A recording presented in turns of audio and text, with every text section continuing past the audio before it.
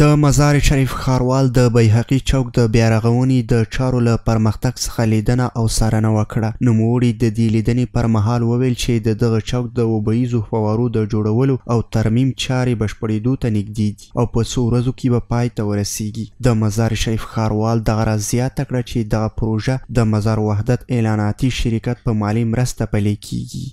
این چوکی است در 3 جای بازسازی نو جور میشه. شما فی الحال مشاهده میکنی یک قسمتش هم منار است که بسیار استهلاک شده، خراب شده، همی جور میشه.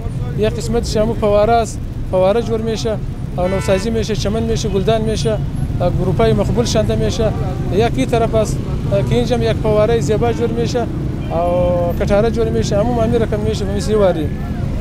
این چوک بیهقی به هدایت جناب اجوالی صاحب انشالله در بسیار وقتی کوتاه مدت شاید 1 و 2 روز انشالله به اختتام میرسه.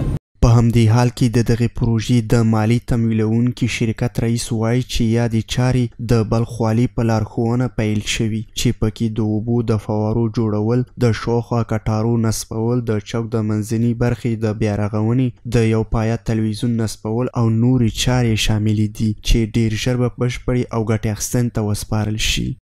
ولایت خود ما و شماست. افغانستان هر چقدر تجارای ما، ثروتمندای ما که هر چه سرمایه گذاری کنه، زیبایی شهر سهم بگیره، این میتونست که خدا نکرده چی باشه، بعد هر کدامشان سهم بگیرند اینجا.